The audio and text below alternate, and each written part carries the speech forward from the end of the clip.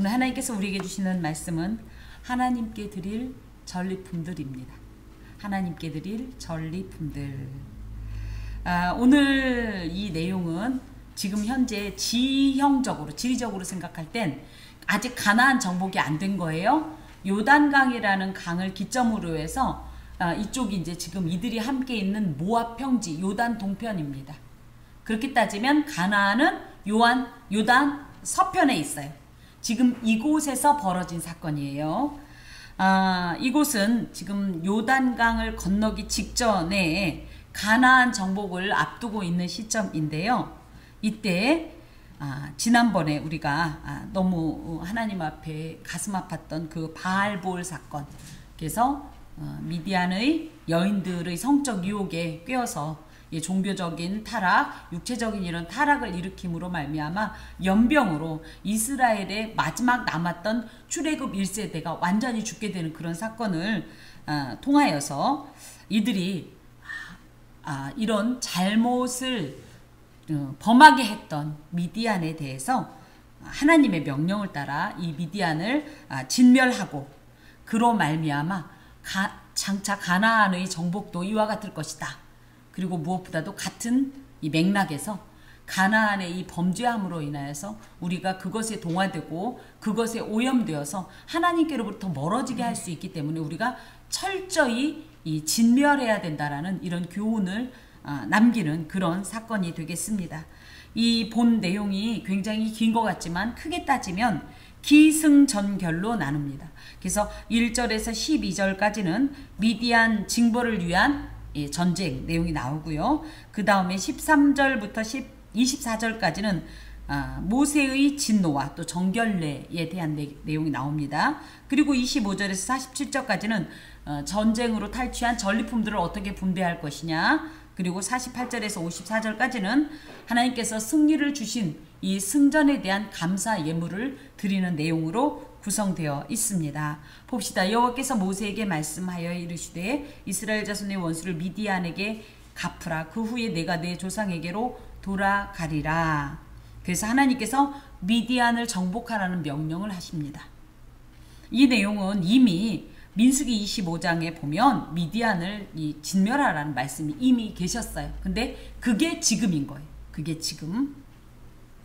그래서 하나님께서는 이 미디안을 징벌하라고 하시는데 이렇게 전쟁을 일으키신, 그야말로 전쟁을 행하라고 명하신 하나님의 목적은 무엇이냐면 첫 번째로 그냥 우리가 인간적으로 생각할 땐 군사적인 이유가 있습니다. 목적이 있습니다. 왜냐하면 아까 방금 말씀드린 대로 요단강을 기점으로 해서 요단 동편에 지금 머물면서 이 요단 동편에 있는 미디안족을 지금 진멸하는 건데, 만약에 이들이 이 미디안 족속을 그냥 두고 요단 반대편에 있는 서편 이 가나안 정복을 하게 되면 이 미디안 족속들이 어떤 일을 할 수가 있어요? 이스라엘을 후방에서 칠 수가 있어요. 그렇기 때문에 이 후방을 든든히 하고 그리고 나서 오로지 가나안 정복에만 전념하게 하기 위한 군사적 목적이 있습니다. 하지만 그것보다 더 중요한 것은 종교적 목적이 있습니다. 신앙적 목적. 무엇이냐 할 때 이 미디안은 방금도 말씀드렸던 것처럼 바알부올 사건. 그래서 이 이스라엘이 하나님을 등지고 범죄의 이 유혹에 죄의 유혹에 빠져서 범죄했던 이런 원흉이에요. 그렇기 때문에 이들을 어떻게 해야 된다? 하나님 앞에서 무찌르지 않으면 우리는 언제고 다시 그 올무에 사로잡힐 수밖에 없기 때문에 하나님께서는 하나님과 그분의 교회 또 하나님의 선민인 우리의 신앙을 위협하고 조롱하는 또 미혹하는 영적 원수들에 대해서는 아주 단호하고 분명한 이런 명령을 주시는 거예요. 그래서 죄는 그 모양이라도 절대 탐하지 말고 버리라고 말씀하신 것처럼 죄에 대한 아주 단호한 의지를 이곳에 담고 있습니다. 그래서 이 이스라엘의 미디안 이 정복은 감정적인 것이 아니라 분명히 종교적이고 신앙적인 목적이 있는데 그렇기 때문에 이 미디안 전쟁을 일반적인 인간적인 전쟁이라고 하지 않고 성전, 거룩한 전쟁, 하나님의 전쟁이라고 합니다. 우리 박 집사님 방금 우크라이나 전쟁에 대한 이런 이제 중보의 기도를 드렸는데요. 이런 전쟁과는 격이 다른 전쟁이 바로 이 미디안 전쟁입니다. 그리고 특히 또 이곳에 그 후에 내가 내 조상에게로 돌아가리라. 그래서 계속 이 하나님께서 모세에게 이 말씀을 계속 반복하시는 이유가 뭘까요? 아마 일말의 희망 같은 것이 모세에게 있을지도 모르겠어요. 그죠? 내가 이렇게 잘하니까 하나님 혹시 당신이 하셨던 말씀을 조금 변개하려나? 하나님께서는 정하신 바를, 뜻하신 바를 반드시 진행하시는 분이세요. 그래서 이 내 조상에게로 돌아간다라는 표현은 이 히브리인의 이 죽음관으로서 우리 조상이 지금 다 어디에 있어요? 무덤에 있어요. 히브리인들은 다 자신들의 조상이 다 죽어서 하나님의 품에 있다라고 이렇게 죽음을 인식하고 있습니다. 신앙의 삶을 살다가 먼저 하나님 나라로 간 구원받은 신앙의 선배들이 있는 곳, 그곳은 뭐예요? 하나님께서 계신 곳. 또 영원한 생명이 있는 영화로운 곳, 완전하고 영원한 안식처, 이곳으로 내가 돌아갈 것이다. 그래서 예수님을 믿는 사람들에게 있어서 죽음은 무엇이다? 사명이 완수된 거예요. 지금 모세도 자기의 사명이 다 완수됐기 때문에 이제 그 시간을 마무리하라는 명령이에요. 이건 삶의 완성이기도 합니다. 더하여서 또 어떤 의미가 있냐면 고달픈 이 세상 가운데에서 이 모든 이 고달프고 힘겨웠던 모든 인생의 무거운 짐을 내려놓고 영원하고도 완전한 평안 속으로 입성하는 것을 의미합니다. 그렇기 때문에 예수님 믿는 사람은 죽는다는 이야기를 해도 크게 두려워하지 않는 것이겠죠. 예. 우리 기독교인들의 죽음관이 바로 이런 것이지요. 그러면서 이제 모세가 그 말씀을 듣자 자신의 백성들에게 이제 자신이 지도하고 있는 하나님의 이 백성들에게 이제 명령을 하는데 뭐라고 하냐면 전쟁에 나갈 사람들을 무장시켜라. 그리고 미디안을 치러 보내어 여호와의 원수를 갚아라. 이런 명령을 합니다. 여기에 전쟁에 나갈 사람들을 무장하라 할 때 이 무장이라는 것이 참 우리에게 큰 의미가 있습니다. 무장이란 말은 할라츠라는 말인데요. 자, 우리가 만약에 군사라고 해요. 군인이라고 해요. 그러면 우리 아들들 군대 보내본 분들은 알겠지만 군대에 가서 어느 정도 있으면 무엇이 옵니까? 그죠? 이 아이가 입고 갔던 옷이 오죠. 예, 이겁니다. 무장을 하려면 어떻게 해야 돼? 일단 내게 갖고 있는 모든 것을 싹 다 버려야 돼요. 그죠? 그래서 무장할 때는 첫 번째 어떤 의미가 있냐면 불필요하고 평범한, 그래서 절대 이 옷을 입고는 전쟁을 할 수가 없는 옷들은 다 제거가 돼야 돼요. 그리고 두 번째 무장은 뭐냐면 새로운 갑옷을 입어야 돼요. 그래야 제대로 된 무장이 되는 거예요. 그런 의미에서 이제 하나님 앞에서 이 영적 전쟁을 치르는 우리에게 필요한 무장은 뭐냐? 우리의 모든 것들이 다 어떻게 돼야 돼요? 버려져야 되고 벗어져야 돼요. 그리고 나서 두 번째 어떤 무장이 있어야 돼요? 성령으로 예수 그리스도로 새로운 이런 재무장, 이 옷입음이 있어야 하나님의 전쟁에서 진정한 무장의 상태가 되고 그래야 이길 수 있다라는 것을 이곳에서 교훈받을 수 있습니다. 우리는 하나님의 이 그리스도의 선한 군사다, 좋은 군사다 이렇게 우리 자신을 지칭하면서도 제가 이제 가장 그런 것 같은데 원래 무장을 하려면 내 옷을 벗어야 되는데 내 옷을 벗지 못하고 있으니 그러니 내 혈기가, 내 분냄이, 내 감정이, 내 상태가 나의 어떤 것들이 자꾸만 주체가 돼서 이 무장을 해제시켜 버리는 거예요. 그러다 보니까 어떤 일이 있어요? 자꾸만 우리 영적 전쟁에서 질 수밖에 없는 것이지요. 우리가 하나님 안에서 재무장이 되어야 한다 할 때는 어찌되었든 무엇을 버리자? 먼저 나를 버려야 돼요. 내 옷을 벗어야 돼요. 그래야 그리스도로 옷 입을 수가 있고 그래야 성령의 능력으로 주시는 이 영적 전투복을 입고 승리할 수 있습니다. 또 여기에 특징적인 것 중에 하나가 무엇이냐면 여호와의 원수를 갚아라 이런 말씀이 있어요. 하나님 이 미디안이 여호와의 원수인가요? 하나님과 관계가 있나요, 미디안이? 있어요? 왜 있을까요? 당신의 사랑하는 이스라엘 백성들을 타락시킨. 근데 엄연히 얘기하면 이들은 하나님의 원수가 아니라 누구의 원수예요? 이스라엘의 원수예요. 그런데 우리 중국 영화에서 많이 보지요. 원수를 갚아야 돼. 그죠? 누구의 원수를? 부모의 원수를. 근데 우리 하나님은 누구의 원수를 갚아주시는 거예요? 당신의 백성, 당신의 자녀의 원수를 갚아주시는 거죠.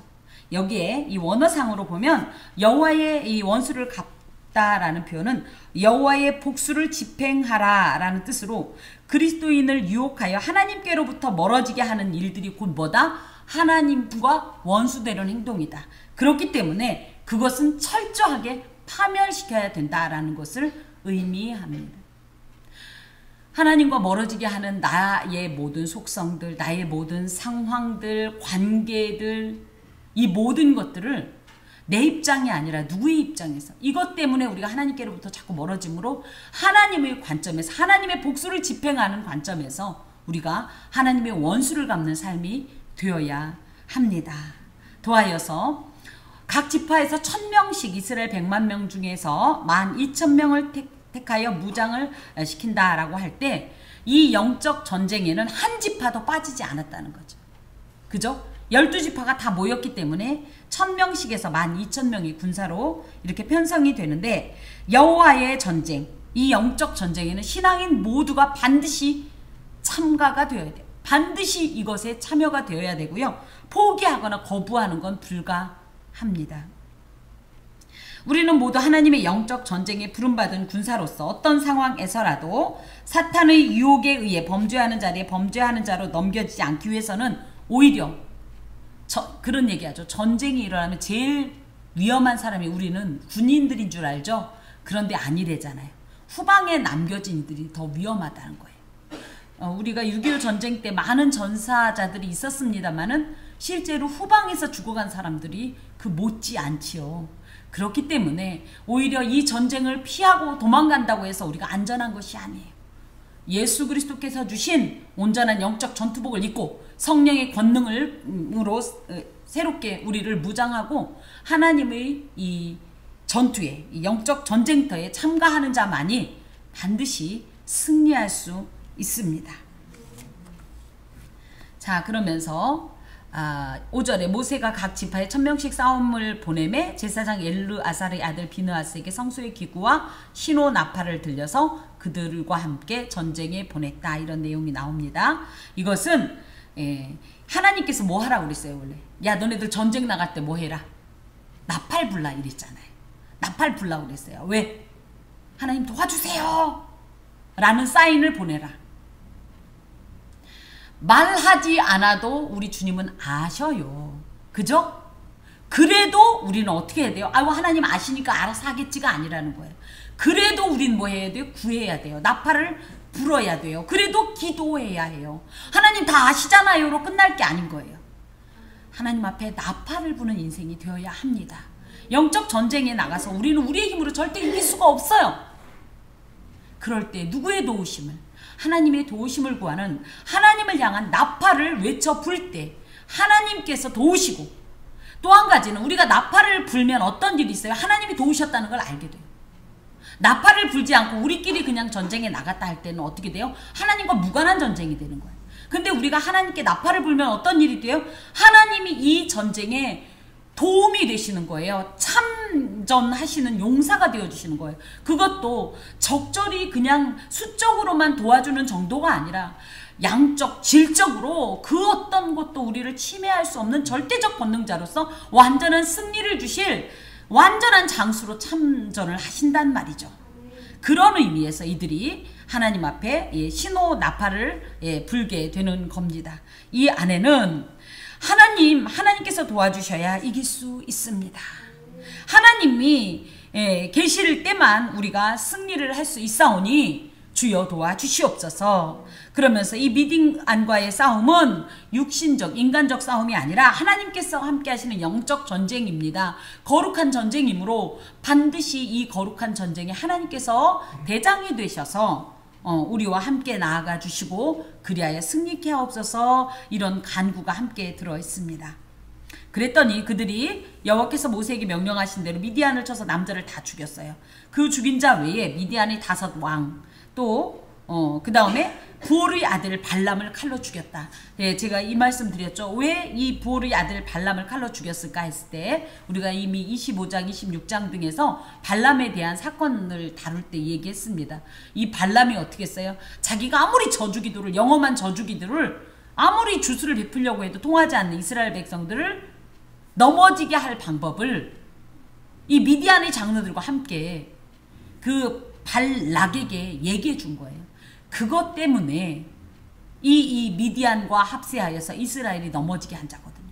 그러므로 이 원수를 어떻게 하는 게 하나님께서 갚으라 나의 복수를 집행하라 하신 명령에 따라서 이 부올의 아들 발람을 칼로 죽인 겁니다. 근데 좀 특이하지 않아요? 부올의 아들 발람은 어디 사람이에요? 굉장히 먼 나라에 있었죠. 그럼 거기까지 쫓아갔을까? 계속 붙어 있었을까? 이렇게 제가 이런 생각을 혼자 하는 거예요. 굉장히 먼 나라에서 살고 있는데 그저 강가 부돌 사람이면 상당히 먼 거리인데 거기까지 쫓아가서 그러면 미디안 족속과 지금 여기 안에서 뭔가를 그저 누리면서 살고 있었을까? 이런 생각을 혼자 해보았습니다. 그리고 이스라엘 자손이 미디안의 부녀들과 그들의 아이를 사로잡고 이게 이제 전리품이 되는 건데요. 예. 그들이 거주하는 성읍들과 촌락은 다 불사르고 여기가 왜냐하면 죄의 성읍이라는 인식 하에 돌 위에 돌 하나도 남기지 않는다. 폐허로 만들어버리는 거야. 다시는 이곳에 무언가가 깃틀이 세워지지 못할 정도로 탈취한 것, 노력한 것, 사람과 짐승을 다 빼앗으니라. 그래서 그걸 갖고 이제 모압 평지로 이르니 그런데 여기에서 이제 조금 오해하는 경우가 있어요. 하나님은 사랑의 하나님이라면서 너무 잔인하지 않을까? 어떻게 생각하십니까? 하나님은 사람 죽이는 거 굉장히 좋아하시는 분인가요? 죄의 삭스. 그래서 이들이 뭐다? 이들이 행한 행동이 여호와의 원수되는 행동을 했다라는 거예요. 그것에 대해서는 하나님께서는 더 이상 그 어떤 자비심도 베풀지 않음을 의미합니다. 이것에 대한 오해가 이제 많은 현대 신학자들 중에 이런 얘기를 해요. 야, 사랑의 하나님이 지옥을 만드셨겠어? 어떻게 생각하십니까? 지옥이 있습니까? 없습니까? 있습니다. 성경이 있다고 하면 있는 거예요. 이건 제가 만든 게 아니에요. 성경이 있다고 하면 있는 거예요. 근데 어떤 공부를 너무 잘해도 이런 식으로 잘하면 안 되는 게 그 사람이 얘기하는 거예요. 야, 하나님이 사랑이 많으신데 사람을 죽이겠어. 지금은 이놈들 너네들 지옥 간다 이렇게 얘기해 놓고 그때 되면 아유 예수 잘 믿으라고 한 얘기지. 다 가자 천국에 이렇게 한다라는 이론을 내놓는 신학자가 있는데 성경에 그런 내용 없습니다. 자, 하나님을 섬기는 것에서 멀어지게 하는 그 어떤 것에 대해서 일체의 자비심을 허락하지 않습니다. 베푸시지 않습니다. 잔인하리 많지 아주 철저한 공의를 집행하시는 하나님이라는 사실입니다.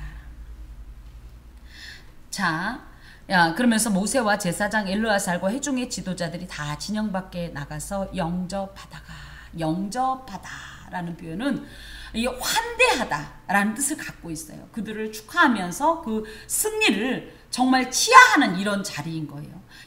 요 모습에서는 어떤 모습을 볼 수가 있냐면 우리가 이 땅에서의 영적 전쟁을 마치고 주님 앞에 간 그날 주께서 천군 천사와 함께 우리를 영접해 주시는 그런 모습을 우리가 상상할 수 있습니다. 주님께서는 우리의 이런 모든 수고와 눈물과 애통 중에도 신앙의 의지와 이 길을 버리지 않고 끝까지 달려갈 길을 달려온 하나님의 사랑하는 백성들에게 이렇게 환대하시면서 우리를 맞아 주십니다.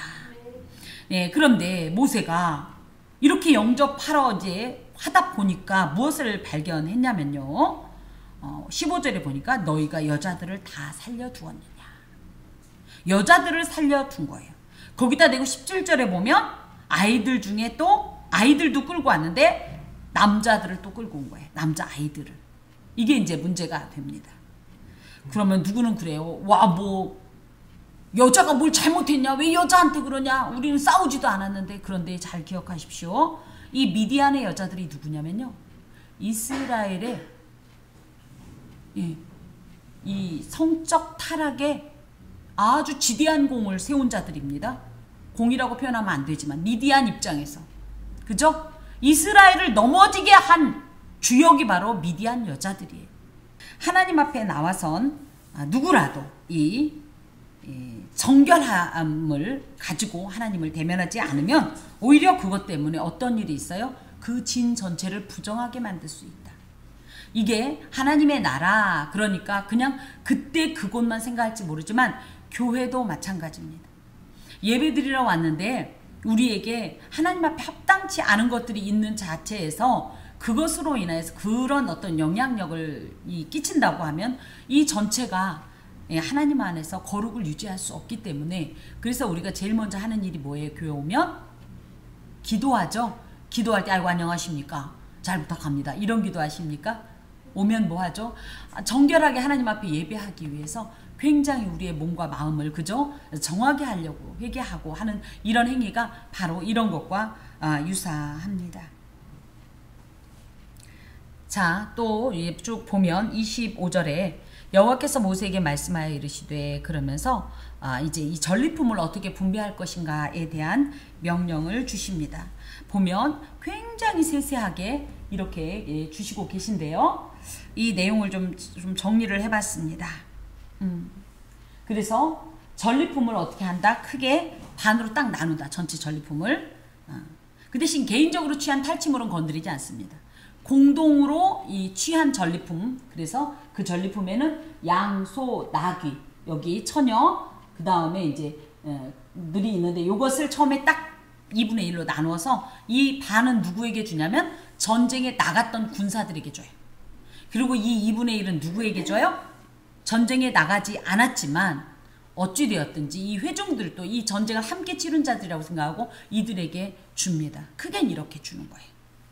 근데 이 몫이 어떻게 되냐면 이 전쟁에 나갔던 이들은 하나님 앞에 어떻게 드려야 되냐면 500분의 1로 드려야 돼요. 자기들이 받은, 그러니까 10개라고 하면 10개 중에 5개를 자기들이 받았고 그 중에 500분의 1. 10개라고 하면 안 되네. 아무튼 계산이 어려우니까. 그래서 군인들은 전체 전리품 중에 반을 받고 그 중에 500분의 1을 하나님께 드리는데, 하나님께 드릴 때 하나님이 그럼 이거 다 잡수시고 마냐 이게 아니라 거제로 이 상징적으로 이 모든 것이 하나님의 도우심 때문에 가능했습니다 라는 믿음의 고백을 드린 다음에 이건 누구에게 주냐면 제사장에게 줍니다. 그리고 나머지 이 2분의 1은 반은 이 회중 백성들의 몫인데, 이 백성들의 몫 중에선 또 얼만큼? 50분의 1을 레위인에게 줍니다. 왜 누구는 500분의 1을 주고 누구는 50분의 1을 주냐 할 때 제사장의 수가 레위인 전체의 수보다 훨씬 적어요. 그러니까 제사장은 요만큼만 줘도 되는 거고 레위인이 이만큼 줘야 되기 때문에 이렇게. 그리고 특히 군인들이 이렇게 뭐 12,000명이고 그 생각하면 그죠? 전체 중에 생각하면 얼마 되지 않는데도 이렇게 2분의 1씩이나 주냐 할 때 이들은 무엇을? 목숨을 내걸고 정말 죽으면 죽으리라고 하는 이런 전쟁의 상황 속에서도 최선을 다해서 싸웠기 때문에 그 의지와 그 어떤 헌신에 대한 하나님의 공의로운 보상이 되겠습니다. 그래서 하나님 앞에서 상급을 받는 것이 양적인 것보다는 대부분이 질적으로 상황적으로 평가가 되어서 상급을 받는다 하는 것을 이 전리품 분배를 통해서 말씀해 주십니다.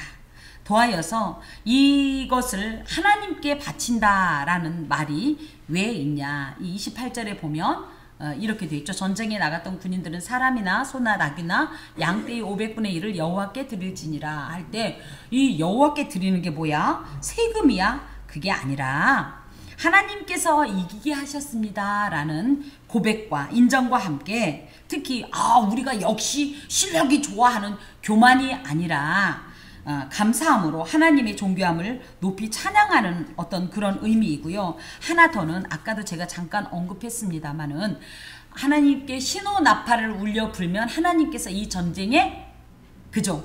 도움이 돼. 참전하신다고 그랬죠? 이게 그 고대 이 중동의 이 어떤 개념으로 이해할 땐 자, 우리나라도 그런 경우가 있습니다. 만약에 일본에서 우리나라를 쳐들어왔는데 우리나라가 일본을 이길 힘이 없어요. 그랬을 때 우리는 뭘 했죠? 중국, 그죠? 명나라나 청나라 등의 도움을 요청하면 이들이 와서 이겼죠. 그죠? 이겼으면 우리는 그럼 뭐 했어요? 이 도와준 중국에게 바쳤죠. 이겁니다. 그래서 이 지배국인, 그러니까는 하나님의 나라, 하나님을 지배국의 왕이라고 생각하고 피지배국을 이스라엘이라고 생각할 때 이 피지배국이 이렇게 이길 수 있었던 것은 하나님의 도우심 때문입니다. 라고 하면서 공물을 바치는 것과 같은 이런 그림 이미지도 이해할 수 있습니다. 자, 그러면서 전리품의 종류를 이제 쭉 이제 하고 있는데 여기에 특히 군인 32절에 보면 군인들의 다른 탈취물 이렇게 되어 있습니다.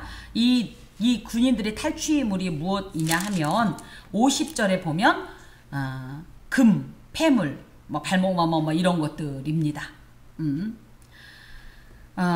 사람도 전리품에 해당이 돼요. 그래서 이런 것들을 이제 쭉 거론을 하면서 48절에 보니까 또 놀라운 일이 있어요. 군대의 지휘관들 곧 천부장과 백부장들이 모세에게 나와서 모세에게 말하되 당신의 종들이 이끈 군인을 기수한 즉 우리 중 한 사람도 충나지 않았습니다.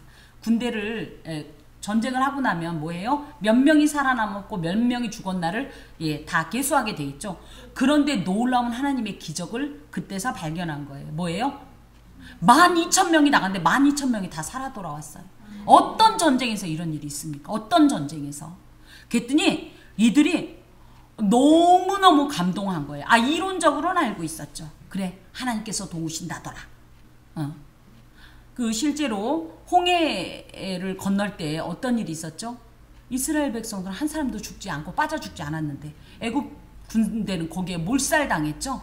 그렇지만 이것을 뭐예요? 소문으로만 들었던 거예요. 그죠? 그랬다 카더라 통신으로만 들었는데 하나님이 도우시면 이런 일이 있다 카더라 라고 들었는데 자기들이 직접 이 일을 경험하고 나니 이거는 가만히 있으면 안 되겠다 이런 마음이 온 거지요. 그래서 이들이 어떤 것을 하냐면 50절에 이제 아래쪽에 보면 여호와께 헌금으로 우리의 생명을 위하여 여호와 앞에 속죄하려고 가져왔나이다. 하면서 뭐예요? 이것이 이제 속죄한다 할 때는 대부분이 뭘로 생각하죠? 죄를 이제 덮는다? 그죠? 죄에 대한 문제로 생각하는데 이 속죄라는 표현을 그냥 이렇게 속죄라고 써서 그렇지 속죄라는 말의 원어는 카파르입니다. 카파르. 제가 이 카파르라는 표현을 언제 썼어요?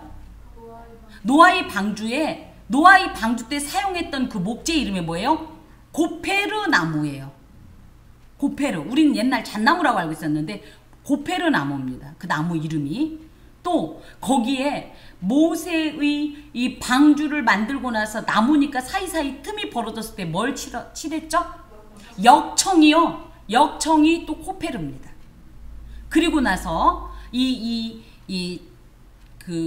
칠했다, 덮었다. 이 표현이 바로 카파르입니다. 덮다 이런 뜻이. 그래서 여기서는 속죄라고 되어 있지만 뭐냐면 이런 말이에요. 하나님께서 우리의 생명을 덮어주셔서 우리가 한 사람도 충나지 않았으니 이 모든 영광과 감동과 이 감사의 예물을 우리 하나님께 마땅히 바쳐야 합니다.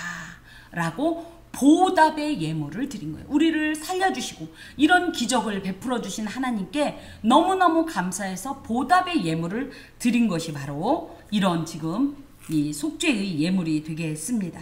특별히 여호와께 헌금한다라는 표현은요, 고르반이란 말이 이 복음서에 나와요. 고르반. 하나님께 바침이 되었다. 이게 고르반이에요. 근데 이 고르반의 그 어근에는 카라브라는 말이 있어요.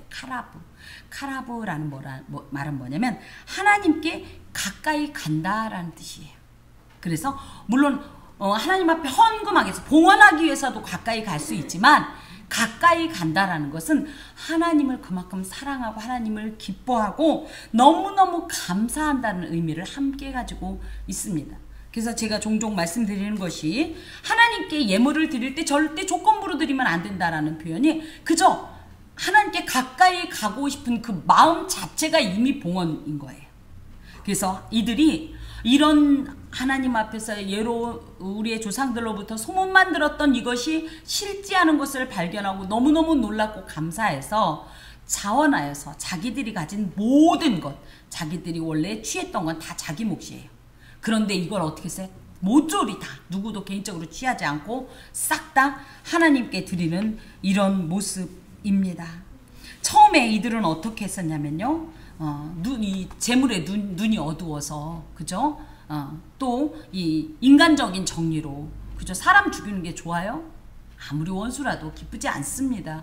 그러다 보니까 인간적인 어떤 마음으로 하나님의 어떤 이런 명령을 온전히 이행하지 못했었는데 이 모습에 대한 전적 회개의 이런 모습이고요. 무엇보다도 이 모든 것을 통하여서 하나님께서 이 전쟁에 적극적으로 개입해 주셨기 때문에 하나님의 힘으로 이겼습니다. 라는 이런 고백을 함께 담고 있습니다. 그래서 모세와 제사장 엘르아살이 천부장과 백부장들에게 금을 취하여 회막에 들여 여호와 앞에서 이스라엘 자손의 기념을 삼았더라. 이 기념이라는 건요. 기억할 수 있는 어떤 것 이런 뜻입니다. 그래서 하나님께서 이 미디안 전쟁을 통하여서 우리에게 승리를 주셨던 이것을 기억하기 위한 귀한 물품으로 삼기 위해서 이것을 하나님께 드렸다 하는 겁니다. 전리품이 무엇입니까? 전리품? 전쟁하고 우리는 이제 지금은 이런 개념이 별로 없습니다만 특히 이 고대의 전쟁은요 다 무엇을 위해서? 사실 영토보다는요 전리품을 위해서 전쟁을 했어요. 영토는 이미 그때 땅도 이미 넓기 때문에 지금처럼 인구 밀도가 높지 않았기 때문에 땅이 필요한 게 아니라 당장 이 척박하고 경제적으로 빈곤한 이런 상황에서 자신의 백성들이 지금 굶어 죽게 생겼어요. 그럼 어떻게 해요? 왕이 이끌고 군사를 이끌고 다른 나라에 가서 그걸 빼앗아 오는 그게 전쟁의 주된 목적이었어요. 지금은 좀 다르지만 지금도 그런데 엄연히 얘기하면 우크라이나 전에서도 그저 러시아가 취할 것이 있기 때문에 그런 걸 하는 거예요. 이게 이제 전리품인데 이 전리품이란 전쟁을 통해 얻은 물품으로서 전쟁이나 전투에서 승리하고 약탈하는 모든 종류. 그래서 거기엔 그냥 일반 물품 더하기 사람, 또 그것을 통하여서 명예를 취득한달지 어떤 권리를 취득한달지 이런 모든 것이 전리품이 되겠습니다. 이 세상은 그런 의미에서 지금 하나님께서 명하신 영적 전쟁이 이루어지고 있는 지금 현장입니다. 우리는 이대로 그냥 살아가는 것 같지만 우리는 매일매일 영적 전쟁을 치르고 있어요. 무엇과? 우리로 하여금 하나님과 멀어지게 하는, 하나님을 아프게 하는, 하나님과 원수되게 하는 행동을 유발하는, 내지는 우리를 재촉하는, 미혹하는, 또 내 속에 있는 수많은 하나님 앞에서 하나님을 대적하려고 하는 이런 모든 의지들과 지금 처절하게 싸우고 있는 이런 현장입니다. 이 현장 속에서 우리는 누구로? 하나님의 좋은 군사로 참전하게 돼 있어요. 참전하고 있습니다. 이미. 그런데 우리가 이런 영적 전쟁터에서 늘 승리할까요? 저는 오늘 아침부터 아주 철저하게 지금 패배하고 있는 중입니다. 그래서 이 패전의 슬픔 때문에 제가 지금 정신이 오락가락 할 정도로 너무 마음이 아픈데 우리는 승리하기보다는 주로 패배합니다. 왜입니까? 여기에서 이들이 미디안 전쟁에서 이겼던 이유가 뭐예요? 하나님께서 함께 하셨기 때문이에요. 하나님의 권능 때문이고 성령의 권능으로 인하여서였다면 우리도 승리하려면 어떻게 해야 돼요? 하나님께 매여 있어야 되고요. 하나님께 속해 있어야 되고요. 하나님의 것으로 살아가야 되는데 그렇지 못하니까 자꾸만 우리는 패배하게 되는 것이죠. 하지만 하나님과 함께 있으면 어떤 일이 있어요? 반드시 승리하게 되어 있지요. 그러고 나면 승리하고 나면 이제 우리에게 무엇이 남습니까? 전리품이 남는 거예요. 전리품. 이게 신앙인의 인생 모형도입니다. 영적 전쟁에 참가한 그리스도의 군사로서 나를 의지하면 반드시 넘어지고 질 수밖에 없지만 하나님을 의지하면 반드시 승리하게 될 것이고, 그리고 나서 이 승리의 전리품을 가지고 주님을 배웁게 되는 것이지요. 그렇기 때문에 이 전체적인 그림은 이렇게 요약될 수 있습니다. 하나님께서 구속사의 최후, 이 인생의 종점, 세상 끝날에 성도에게 주실 영원한 승리와 상급이 바로 뭐다? 이 전리품에 대한 이 하나님의 상급입니다. 그런데 너무나 안타까운 것은 우리는 이 전리품을 얻을 만한 승리를 하지 못하고 있다는 거죠.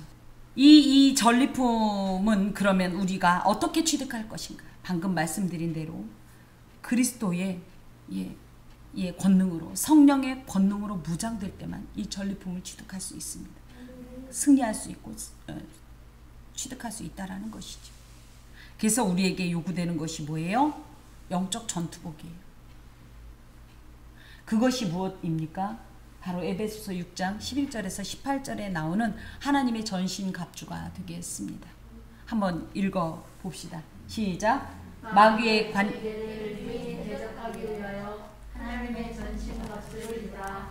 우리의 씨름은 혈과 육을 상대하는 것이 아니요 통치자들과 권세들과 이 어둠의 세상 주관자들과 하늘에 있는 악의 영들을 상대합니다. 그러므로 하나님의 전신갑주를 취하라. 이는 악한 날에 너희가 능히 대적하고 모든 일을 행하는 위에 서기 위함이라. 그런즉 서서 진리로 너희 허리띠를 띠고 의의 호심경을 붙이고 평안의 복음이 준비한 것으로 신을 신고 모든 것 위에 믿음의 방패를 가지고 이로써 능히 악한 자의 모든 불화살을 소멸하고 구원의 투구와 성령의 검 곧 하나님의 말씀을 가지라.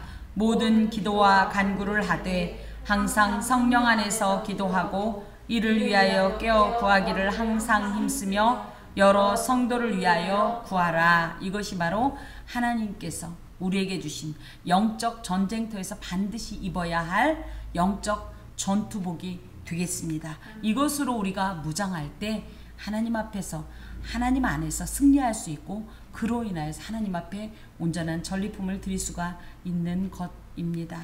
마지막으로 하나만 여쭐까요? 우리가 볼 때는 이 미디안 전쟁을 통하여서 이스라엘 백성들이 얻은 전리품이 무엇입니까? 확신? 예, 좋습니다. 우리가 볼 때는 전리품, 그럼 양, 소, 그죠? 뭐 이런 사람, 이런 것인 것 같지만 사실은 진짜 전리품은 뭐냐면 바로 미디안 자체예요. 미디안 자체가 하나님께 드릴 전리품입니다. 제가 이 말씀을 굳이 하는 이유가 뭐냐? 하나님께서 우리에게 요구하는, 내 인생에 요구하는 전리품이 무엇인가 하는 거예요. 무엇일까요? 좋은 성품? 뭐 어떤 업적? 무엇일까요? 예, 그건 바로 내 삶 자체를 전리품으로 받기를 원하셔요. 하나님께서 우리의 삶 가운데 개입하셔서 우리에게 이 영적 전쟁터에서 승리하게 하신 후에 취하실 전리품이 무엇이냐, 그 중에 가장 기본적이고 가장 주님께서 기대하시는 전리품이 무엇이냐 할 때 바로 세상을 이기고 죄를 이기고 나를 이겨서 하나님의 승전가를 외쳐드릴 수 있는 내 삶 전부입니다. 이것이 하나님께 진정 바쳐드릴 수 있는 전리품입니다.